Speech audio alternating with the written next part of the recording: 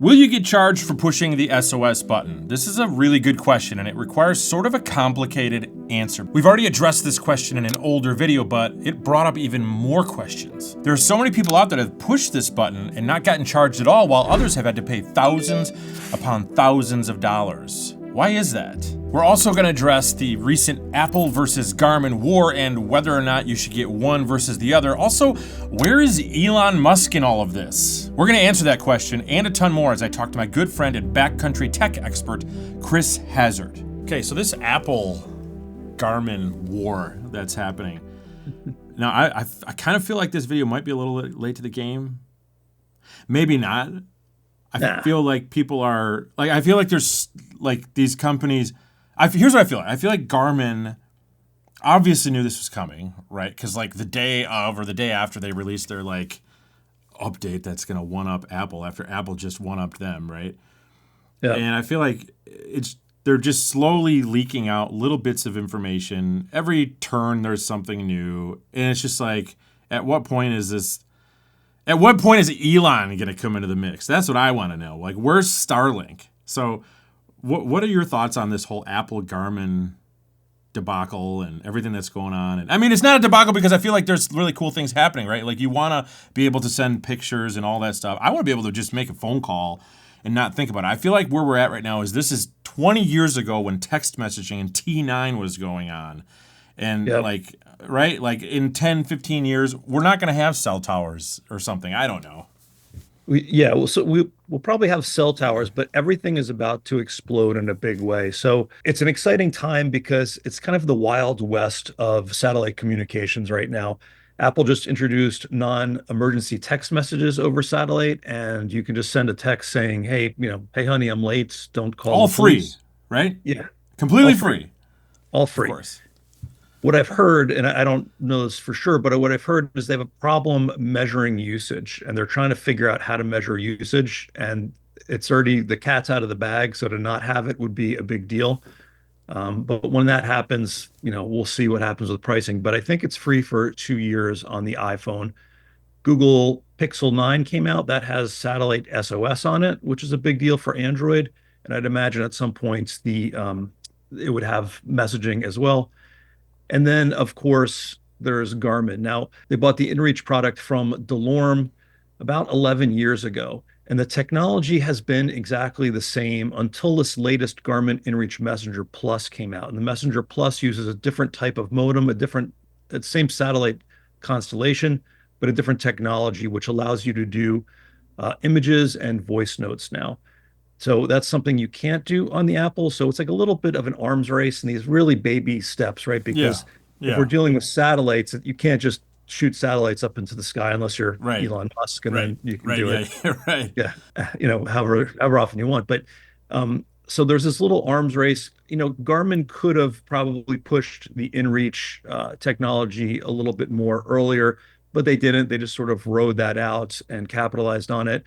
But the big thing that's going to change everything is Starlink, because for the iPhone and for the Pixel, they all have special modems inside that communicate with the satellites. And more phones will have that. I'm guessing pretty much every new phone will have some kind of technology inside of it that will talk to satellites. But what Starlink is doing is they're doing something different. They're essentially putting a cell phone tower on the satellites, and they're figuring out a way that your phone can connect to that tower while those satellites are moving hundreds of miles, around above the surface of the Earth. So that's more interesting because with that, you won't need any special modem in your phone. All you need to do is just have, I think, an LTE or better telephone, and you should be able to text over satellite. And what's really exciting is they've been doing tests and kind of leaking it out over Twitter. But they've done text messages, of course, that's gone through, and they said that's going to be released to the public in 2024. But they've also tested like a video call, like a FaceTime type call with an unmodified phone. So just using regular phones, FaceTime over satellite, which is huge because imagine you are injured, right, in the backcountry, and you don't know what's going on. Imagine firing up a FaceTime call to 911. Yeah. That's right. a big deal. So that's happening. They also pushed out an emergency alert to people in the backcountry across all different carriers. So, you get those Amber Yeah. alerts, things Hmm. like that. They pushed out a test alert to people in the backcountry. So imagine there's a forest fire or severe Yeah. weather, and you're 3 days out in the middle of Yellowstone or whatever camping. You could get an alert saying, hustle back or let us know. So that's going to be a big deal. And they just got FTC clearance to use that technology for people who are survivors of Helene, the hurricane, which you know about. So I think they're going to be turning that on. Maybe, at some point soon we'll see that. But that's very exciting because that'll mean people can start just texting from the backcountry with any Yeah. phone. So who's going to allow this to happen? Like, so let's say Elon, puts magic cell towers on satellites that float over everywhere. Like, who then is like, is it up to the cell phone companies? Is it up to Apple? Is it up to Elon? I mean, like, how does that work? Yeah, that's an interesting one because it's a challenge, like I mentioned, with the billing. But so for Starlink, they've got an agreement with T-Mobile for a year. So once they fire it up with T-Mobile, if you're a T-Mobile customer, you will be able to do text messaging over or SOS and text messaging over satellite to begin with. What that's going to cost, I have no idea. But I'd imagine at some point it'll cost, and it'll probably work the way it did when cell phones first came out, where, it was very expensive and there's competition and it gets cheaper. So that'll be interesting to see how that shakes out. After a year, that agreement with T-Mobile is up, I believe, and then it will be open to all of the other carriers.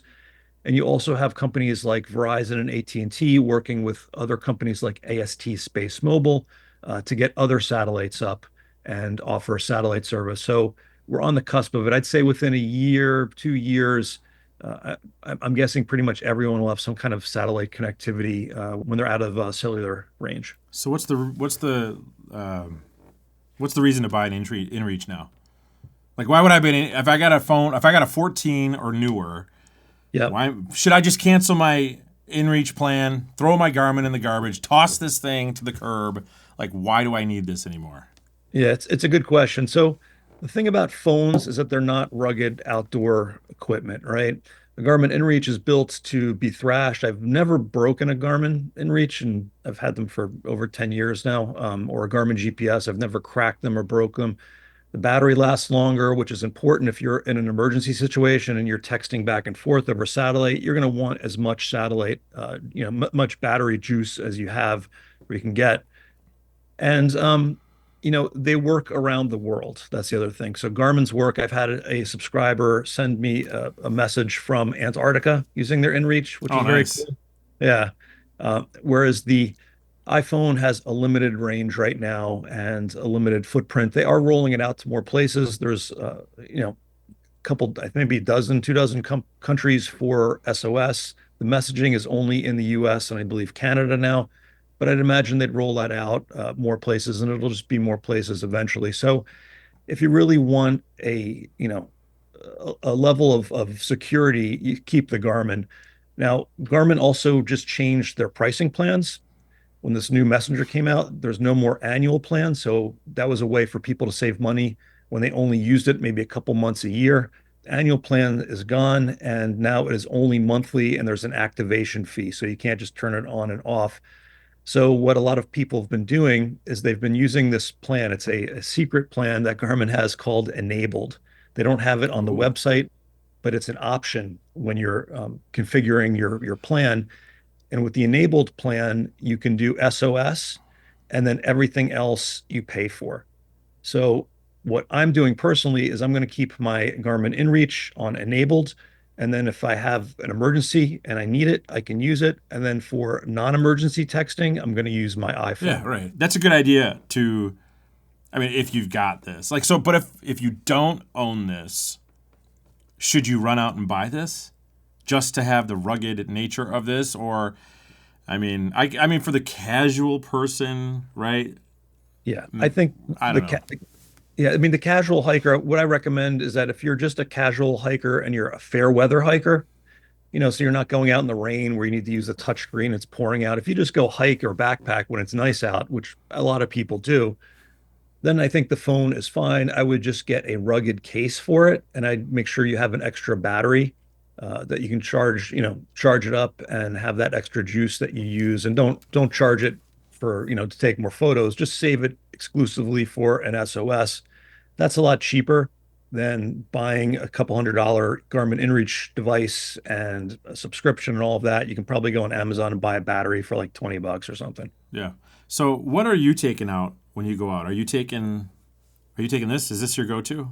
I'm changing it up right now. So I'm going to use the Garmin GPS Map 67i, which has maps in it and navigation, and it's going to be my backup device. So I'm going to use my smartphone, my iPhone 16 for mapping and for navigation and for communications. And then I'm going to have that Garmin GPS map with the inReach and with all the maps and all the navigation functionality in the pack in case I need it, in case it starts pouring out, in case my phone dies, in case the screen gets smashed on my phone. And that's going to be my backup. So this is no more for you. Is that what I'm hearing? No, but that's still a good unit. If you have that, I wouldn't rush out and buy a 67. That's still a good unit, the inReach Mini 2, because you can load a course onto there. And if you need to, you can navigate with it. There's no maps, but you just, you have to stay on the line. And that's a super powerful way to navigate, just to know if you're in the right place or not, anyway. But I'm not going to be using that moving forward. Whatever happened to Spot? Remember Spot? I Spot's feel like still nobody. around. I feel like nobody talks about him anymore. That was like the device back in the day. Yeah, that was my first one. I had to Spot, that little puck where you can hit the button, the SOS Yeah, button. yeah. So Spot's still around. Spot's owned by Globalstar, and Globalstar is the company that's doing the satellites for Apple. And I thought for now that's Apple would have bought Globalstar, but evidently they did not. Maybe they will. Who knows? But they're still around. They still have their devices. The devices are good. I really like the one that has the keyboard on it, the Spot X. You can like type a message out, Yeah, yeah. which is handier than doing it with the little buttons It's on like the the satellite version of a BlackBerry. Exactly. And I think that's brilliant. I totally just dated myself there. BlackBerry. If anybody remembers BlackBerry, that's so funny. Um, yeah, so those units are still around. They still work. They're still being serviced. There's still rescues that happen with Spots. I've talked to people at a company called Overwatch and Rescue. They do the rescues for Spot, and there's still rescues all the time with those devices. The problem with the Spots that I've had is that the transmit power is a little bit lower than the Garmin units. So sometimes it's hard to get a signal out. It's not quite as robust as Yeah. the Garmin units are. So I've sent a total of one text message via satellite, and it's because it was like last week or the week before when Verizon had that nationwide outage or something. Yep. I was stuck sending a text message over satellite, and it probably took, I don't know, maybe as long as my Garmin. It was a little more quirky, I feel like, because I had to do this, to make sure it was pointing at a satellite. Where this, I feel, just goes, it just kind of figures it out on its own. So that's a little different, I feel like, on this device. But what are your thoughts on sending messages on this versus your Garmin? Yeah, I've tested it out a ton. So the most Garmin's have a quad helix antenna, and what that means in English is that as long as it's pointing up, it's going to send a message out. The iPhone is directional, which is why you have to point it at the satellite, and that's for best results. Now, I've done a bunch of tests where I've just taken the iPhone and I've thrown it on the ground, and I've sent a message through my watch over the iPhone on the ground, and it works. It just takes longer. Okay. But it does work, and it's not guaranteed. But there have been rescues with the iPhone satellite in really challenging places. There was a rescue in Utah in a canyon I think it's called the Squeeze. Some kids were canyoneering in there, real narrow canyon, and they got a signal out. Oh, wow. And yeah, I mean, it's surprising, but sometimes it doesn't work. None of these things are perfect. I've had my inReach fail before multiple times, in places where it shouldn't fail. And that's interesting. I've only had this ever fail one time, and it wasn't really a failure. It was actually very recently. It was in Virginia. Was I in Virginia? No, I was in Georgia. I was backpacking in Georgia, and I was at this kind of waterfall, open sky, but I was at a kind of in a canyon, sort of. But it wasn't anything like a narrow canyon in the slot canyons of Utah or whatever. And it took hours to send a message on this thing, like literally hours. And I kept having like, man, should I restart it? And I'd restart it, and I just do all these things to try to get the thing to send a message, and it finally went through. But that's the only time that's ever happened. I've never had anything take longer than maybe like a max of 20 minutes or something like that. Yeah, generally they're more reliable in terms of the getting a message out, but I've had them fail probably a dozen times over the years. The same thing.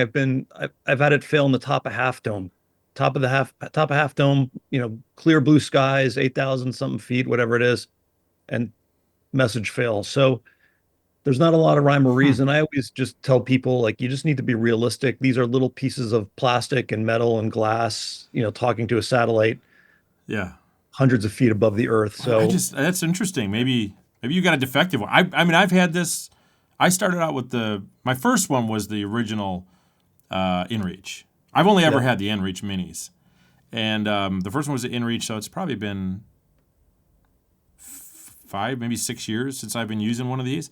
yeah, And yeah, I've never had a message failure ever. Not once. yeah. Well, that's good. I mean, I think in general, I probably use it more than the average person because I'm always messing around with them. Yeah, testing them and all that Um, stuff. yeah, but it does happen. So it's the inReach is the most reliable way to go, but don't count on it all the time. The best thing to do is to have multiple ways to do it, right? Having an iPhone and an inReach gives you two ways to communicate via satellite, two ways to navigate. I mean, that's huge. And that little package, of a couple 100 grams to have all of that capability, that's a big deal. You mentioned your watch. By the way, I upgraded to the Epix Pro because of your video. Thank you. And you're Yeah, you're not wearing welcome. it. Yeah, and then all of a sudden they come out with the Phoenix 8, right? Now, okay, of course you have it, and then I'm like, oh great, I'm gonna have to spend another $1,200 for what? Don't do it. Apparently not much. Yeah, you said something about like it's just an epic fail in some regards, right? Yeah, well, I got this. This is the Phoenix 8 51 millimeter, like the $1,200 one. And when it first came out, I think they rushed it out quickly to beat the iPhone and Apple Watch announcement. And there were a ton of bugs on it. Like even now, when I go to navigate, I don't get turn notifications, even though there's probably been 5 or 6 updates to this since I've got it. Garmin's are great at navigating, which is why I use them primarily. You get a little pop-up that says Yeah. left turn and 200 feet. Doesn't work on here. And I just have been having random restarts. There's a voice control on here now, which is a bit of a gimmick. It's not as good as the Apple Watch where you can just lift your wrist and tell something to Siri. You have to press a button, but I've been, testing it, and probably 1 out of 20 times it'll restart the watch. Just things What? like that. Really? Yeah. Yeah. Wow. And it's a big deal when you're out in the outdoors because most of the time we're out there and it's recreational. We're just tracking or hike or something. But if you were using this to maybe hike in the backcountry of Alaska and you were like depending on this, which don't do that. If you're thinking about doing that, don't do that. But to have a watch restart in the middle of something, like being in the backcountry is a big deal. So that's been disappointing. I think they just rushed it. And what's interesting is that the Apple Watch and the Phoenix watches, they're kind of and the Garmin's, they're kind of converging a little bit. Like the Garmin wants to be an Apple Watch and the Apple Watch wants to be a Garmin. Yeah. And what it comes down to for me, and first of all, you don't need these. These are luxury items. These are gadgets. These are toys. It's Yeah. handy to have the map on your wrist so that when you're hiking, you don't have to pull out a device and look at it. You can just kind of Yeah. glance and make sure Yeah. you're not walking off a cliff. But you know, these aren't really necessary. And I think what it really comes down to is what's more important to you. Is it more important to have the conveniences of an Apple Watch in everyday life, like the Siri and the Apple Pay and the texting and all of that stuff? Or is it more important to have a tool for working out and everything? The buttons still are better when you're sweaty and you're wet. It has all the maps on here still. And overall, it's just like a really durable device. I Yeah. love them both. And the reason why I stick with the Phoenix and the Garmin is because I don't like charging the battery so much. Okay. I get All right. just pure lazy. I get about Yeah. 2 weeks Yeah. out of this. Um, and when I hike, it's just easy for me to fire this up. So yeah, here's what I've noticed about my Garmin. No, my daily driver is an Apple Watch. Yeah. But the Garmin is, like you said, the battery lasts forever. So whenever I travel for multiple days and I know I'm going to be in the backcountry, I love this watch for lots of reasons of what it can do for me while I'm out there. And I never have to charge it. Like, it just, that's the best part about it forever. I mean, this one I got to charge, once a day, even as I got the Ultra, but I still feel like I got to charge it. It may last a day and a half out there. Yep. Right? And so you're still going to charge it every single day. It's kind of annoying or whatever. I love that this thing tracks my sleep because I've been tracking my sleep for years. And I love the little flashlight on here. I don't think that's a gimmick at all. Yeah. Originally, I was like, it's kind of a gimmick. But, man, I use it all the time when I'm wearing this watch. Yeah, so it's a pretty cool watch. But it's and if you don't, again, like you said, these are massive luxuries.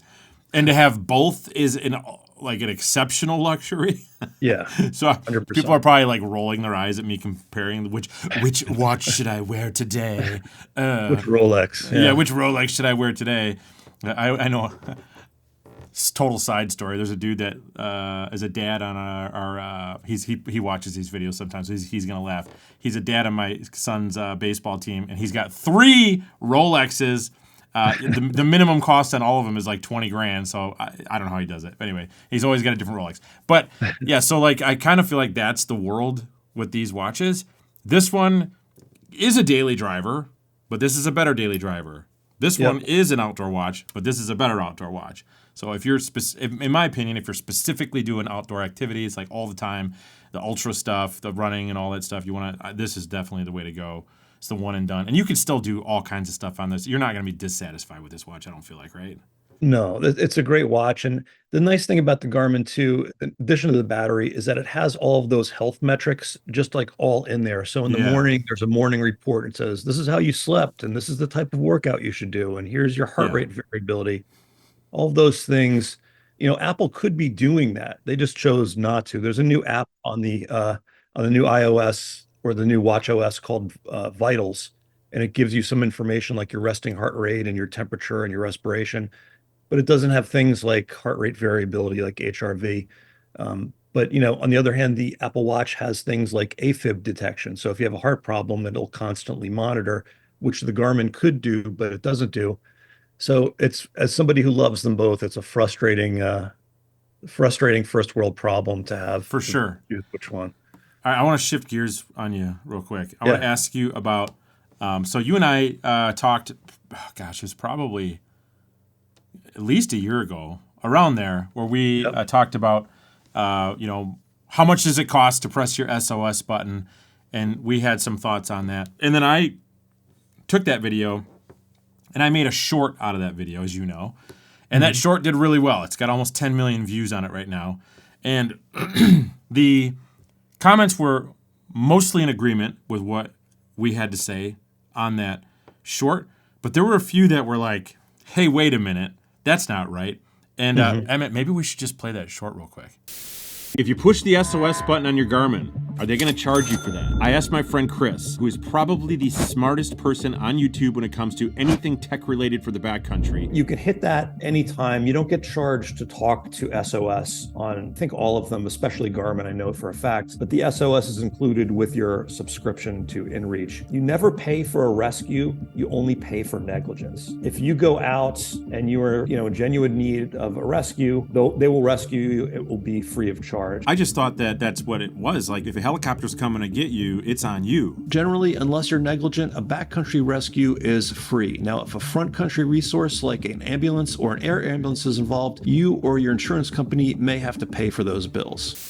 So I thought I would just bring up some of the top comments on that short, and I want to hear some of your thoughts on this, okay? Before Chris and I talk about that, I want to tell you that I'm doing a subscriber meetup to Yellowstone National Park, and it is this upcoming July, and there's only a few spots remaining. We've done this the past couple of years.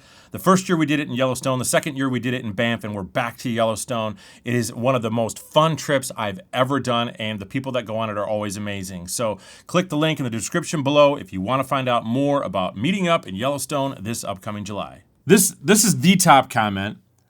which this isn't a disagreement, but it's got 31,000 likes. So I think it's important to note the reason it's free. We, and in parentheses, search and rescue, want people in genuine danger to not hesitate to hit the button. Research shows that when there is a charge, people will work hard to get themselves out and end up in a worse situation that makes it harder for SNR, search and rescue, and often ends in fatalities. Yes. So that echoes what I hear from talking to people in search and rescue. And all this information I have, it's from doing interviews with people at the highest levels, people who are volunteering as search and rescue, all of that. The one thing they always say that, across the board is don't hesitate. If you're in genuine need of help, don't hesitate to ask for help.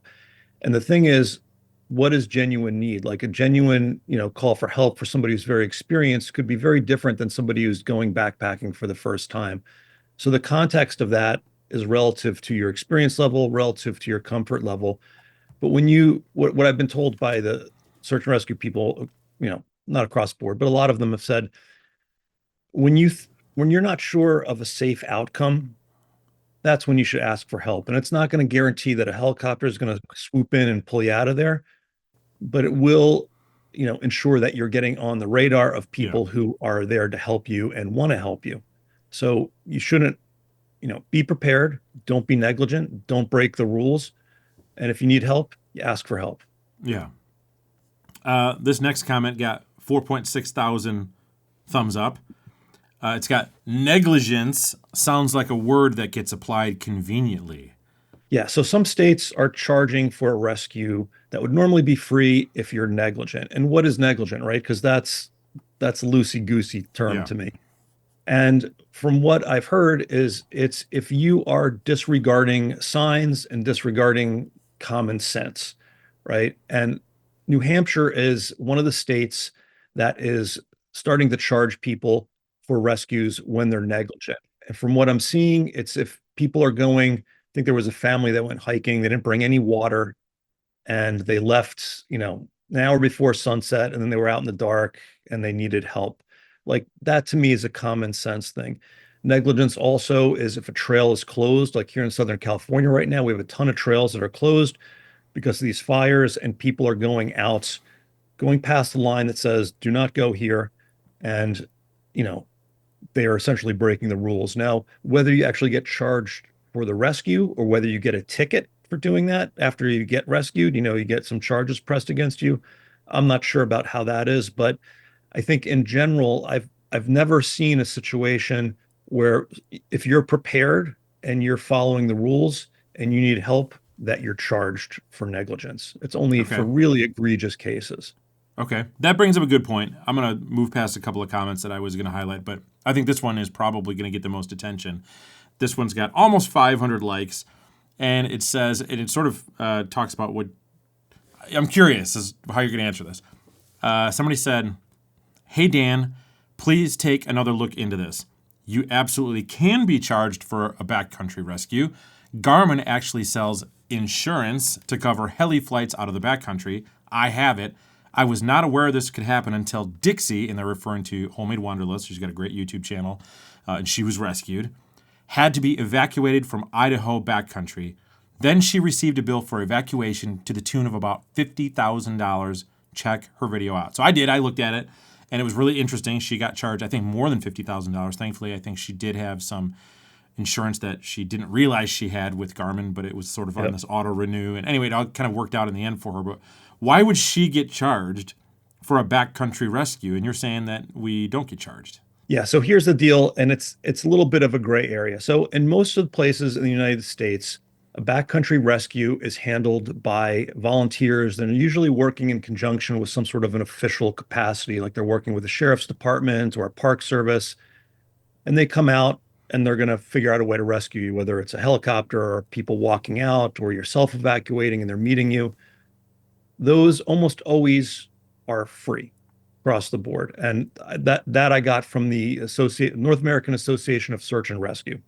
Across the board, those things are free, again, unless you're negligent or something. Now, there can be an instance where that's not available, right? You're somewhere where that's not an option. There's not a volunteer force. Or there's a situation where the person who's handling the rescue decides that, sending a team of search and rescue volunteers out is not appropriate because maybe you have an acute medical situation or maybe that's not even available. And then what they'll do is they'll call like a lifeline helicopter, a medical helicopter. That's a private air ambulance type helicopter that comes and gets you. And that's what happened with Dixie. Oh, So wow. I watched that video too. So, and maybe if she was one park over, it would have been a different team that got her and it would have cost nothing. Or maybe that team was doing something else and they had to fly in that helicopter. But that was a private air ambulance essentially. And that can vary in cost. I think there might be a cap now. There's a cap in a lot of states for what that costs. But just think if it's a regular helicopter just pulling you out of there, it's going to be one price. If it's a helicopter that has a nurse on board and specialized medical equipment, it's going to be even more expensive. And there's a few places in the United States where that could be the case. But you don't know. It's all how they handle the response. Whoever's handling the response is in charge of how that's going to be handled. So in her case, I'm sure she didn't know it was a private helicopter. And that's the thing that's tough about it. I want to talk about insurance in a second because when you hit that button and you need help, you should not be thinking about what this is going to cost you. Yeah. That's what everyone says. And it's think if you're in shock and you're like, your leg is bleeding or hit yourself in the head, that's not that's not the question you want to be asking yourself, right? You just want to get out of there. So what I recommend is getting some form of insurance or coverage for the backcountry. And if you have a Garmin device, or if you have a device that uses Garmin Response, which includes the new Google Pixel phone, you can get that insurance and they will pay for that. There's also insurance, I think the American Alpine Association offers if you're a member. You can get search and rescue insurance. And I think there's going to be some more options coming out in the near future because what's going to happen is there's going to be all these people who have, connected cell phones in the backcountry. And there's probably going to be more calls and there's going to be more of a need. I'm guessing the whole search and rescue volunteer situation will be stretched thin. There probably will be more air ambulance situations coming out there. And those bills are, yeah, 50,000 bucks plus. That brings up a So, good point that yeah, they're going to be stretched thin. I feel like with all of the technological advancements with your cell phone, people are just going to be pushing the SOS like crazy because yep, now it's in your pocket always. Whereas a lot of people didn't even know what these were. I feel like yep. people had never even heard of this. But my buddies that I go backpacking with that live in this part of the country, nobody knows what this is because this is really something that's just not readily seen in Wisconsin or the Midwest here. But you go out west, a lot of people have them, and now everybody's got a phone in their pocket. They all know about it, and this isn't just like in the backcountry. This could be in some front country situations as well. Yeah, I mean, what it's going to be, and that's a good point. It's going to be like 9/11, right? 911. You're going to have that ability anywhere you are, and there's going to be people who, use it inappropriately, just like there's people who make 911 calls inappropriately. And that's what I hear from people who work in search and rescue. But it's going to be, there's going to be more calls out there, and it's going to be more of a thing. So definitely get some kind of coverage for yourself because who knows who's going to pick you up. And the other thing that's a problem in terms of the organization of search and rescue, at least in the United States, is there's no standards for search and rescue federally. This is from what I understand from talking to people. Each state does it a little bit differently. Some states don't have anything on the books for search and rescue. Some states are real buttoned up, like California, the Western states, where there's a lot of outdoor recreation. Colorado, you know, that process, that workflow is all real dialed in. But other places might not have it as much. What's interesting is when everyone has their cell phone in the backcountry, the fact that there are no national standards, it's going to surface any of the problems that are out there in terms of what a state may have or may not have in terms of rescuing people who are not necessarily out backpacking, but just could just be driving, somewhere outside a cell phone range and need help. That will all come to light and it'll have to be dealt with. And I'd imagine there's going to be more regulation or more structure built up around it, which, normally regulation is probably not the greatest thing, but I think in this case it might be beneficial. Have you heard anything about like search and rescue organizations kind of freaking out that they're going to have to bring a lot more manpower in because of this? No, I talk with people who work in Southern California here, where we have a lot of iPhones, a lot of outdoor recreation. We have this thing called the Angeles Crest Highway that goes windy road through the mountains. People drive their Porsches on there, flying around 80 miles an hour and crash them all the time. And in general, the uh, the consensus is that this is a good thing. They're able to rescue more people. They're able to know where they are because when you send out a distress call on your phone, there's a position involved, so they can just pinpoint it. They can send a helicopter. They can send somebody there to check it out. That's much more preferable to just getting a call saying like, my husband is missing somewhere in the Yeah. Grand Canyon. Yeah. So overall, I think this is a good thing. One of the neat things that I've learned about in this journey of digging in deeper here, there's a system called Rapid SOS, and when you use your connected smartphone to dial 911 or even do one of these satellite calls, they're not only getting your position, but they could be getting all kinds of other information like your health information, right? When you get your phone and you fill out your health profile and any medications you might be taking or allergies, that all gets funneled through to the dispatcher as well. And that's an incredibly powerful thing because instead of wondering what this rescue is all about, they're getting on the phone, it's a questionnaire. So they're getting you answering a questionnaire. It's for myself. I fell, I'm hiking, or whatever it is. They have all your medical information. So that's going to help in your response time because a lot of it boils down to how quickly that response is. And typically in the backcountry, emergency response is a matter of hours, if not a matter of days. If you're in the front country, ambulance responses are measured in minutes usually. So the Yeah. farther out you are, or the quicker you can get a response, the better your chances of a favorable outcome. Wow. Another guy says, my SOS button pushed almost 100 times, bouncing around in the back of the quad. It also canceled the SOS on its own. When I got back into service a couple hours later, oblivious to what was happening, there was a lot of messages from the police, search and rescue, Garmin, and my wife. I didn't get any charges, but my wife charged me with being an absolute idiot. Yes, I'm charged So, with that fairly yeah. often. So Yeah. accidental presses. I guess that brings up a good point. Like you could probably. So I've always said, look, if you're wondering like I'm lost. I don't know where I'm at. I've got questions, and if they're legitimate questions, you can just use this as a communication device, just to call and just be like, "Hey, I'm not really sure what to do in this situation," and you're not going to get charged for communicating through this device. No, And other than the maybe the text messaging, possibly through the plan, but maybe not even in that situation. all of the But SOS on the Garmin are free. So if you send okay, 100 messages back and forth during an SOS call, it's all, yeah, don't worry about the 10-cent charges. You're right, good. Yeah. yeah, But the new models of satellite communicators have generally pretty good covers on the devices, like those new inReaches that we all have. They all have those big plastic covers on there. Earlier models were easy to go off, like the original DeLorme that came out before Garmin acquired them. They were notorious for accidental set-offs. And when the crash detection first came out on the iPhone, which is when there's fall detection and crash detection, but your iPhone can tell if you're in a car crash or if you're, say, mountain biking and you fall. Uh, People were skiing and they were getting all kinds of 911 calls accidentally. I think Apple has dialed that in so that there's not so many 911 calls, but that does happen. And it's not always a bad thing. One of the things I mentioned, people speeding around in their cars on Angeles Crest Highway.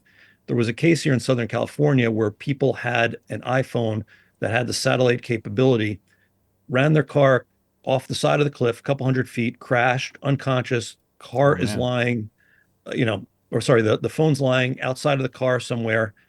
Phone did crash detection and it couldn't dial 911, so it did it via satellite, and they found those people and saved their lives.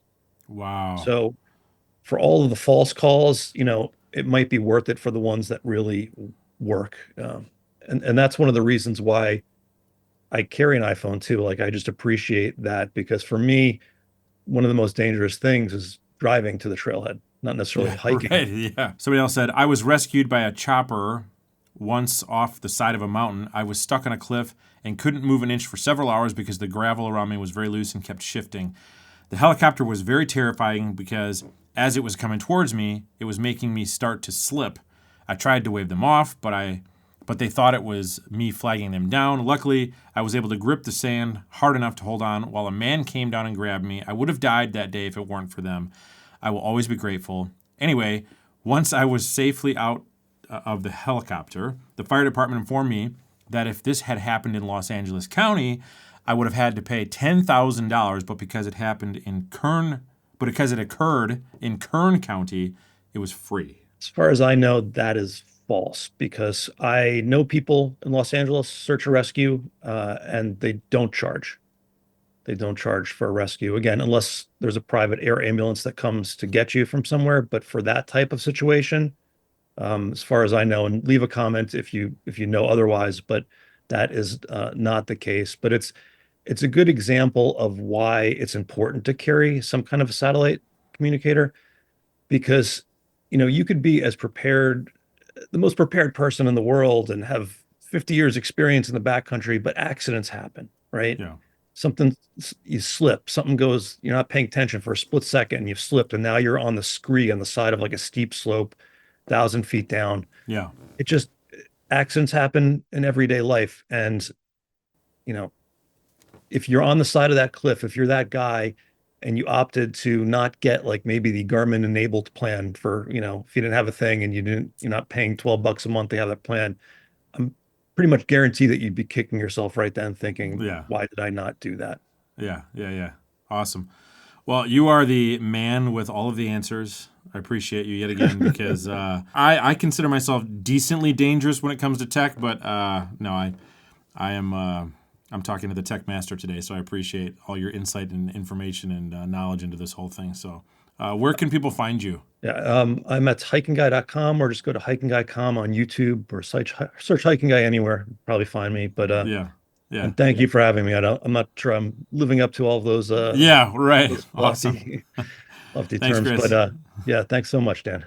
Yeah, we'll see you on the next one. YouTube is a rabbit hole of information. So in order to solve that problem, I wrote a backpacking course where I took my 10 years of backpacking experience and the 400 YouTube videos that I filmed and condensed it down into just 18 videos and a few lessons for you to learn. All you have to do is go to my brand new website, danbeckeroutdoors.com, and look for the course.